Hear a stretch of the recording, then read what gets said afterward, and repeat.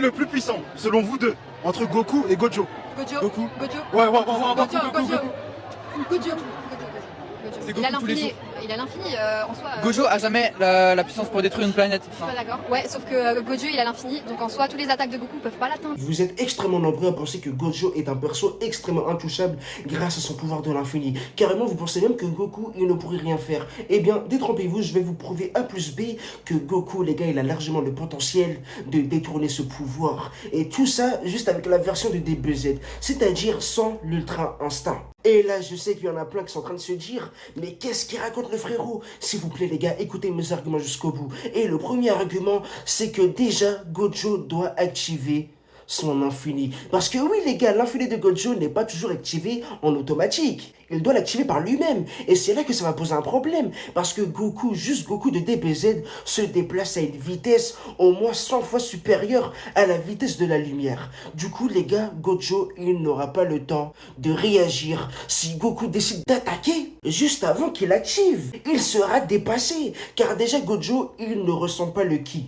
Et en plus de ça, il n'a pas aussi une vitesse de réaction aussi incroyable que Goku. Du coup, la conclusion du premier argument, c'est qu'un coup de poing ou bien alors un Kamehameha à la vitesse de la lumière devrait suffire à battre Gojo. Du coup, maintenant, passons au deuxième argument. Le deuxième argument, c'est que vous êtes nombreux à penser que l'infini de Gojo ralentit tout sur son passage. Du coup, c'est pour ça qu'il serait intouchable. Mais on est d'accord les gars, que Goku possède la téléportation instantanée. Du coup, qu'est-ce qui se passerait si Goku décidait de ne pas attaquer, mais de se téléporter directement derrière lui ou bien alors directement à l'intérieur de l'infini de Gojo? En fait, l'équipe, ce que vous comprenez pas, c'est que l'infini de Gojo a énormément de failles. Comment voulez-vous ralentir la téléportation instantanée de Goku? Même l'infini ne serait pas capable de ça. Troisième argument, l'équipe, c'est que Goku possède une technique nommée le Mafuba, qui lui permet de sceller n'importe qui, que ce soit puissant ou pas puissant, dans un objet, les gars. Qu'est-ce que voulez-vous faire face à cette technique?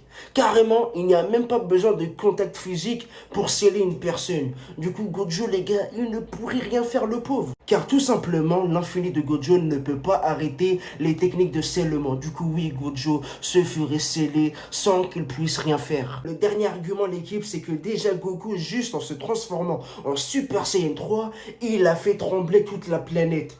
Pour vous dire la dinguerie, pour vous dire que les gars, Goku, il est un tout autre niveau que les persos dans JJK.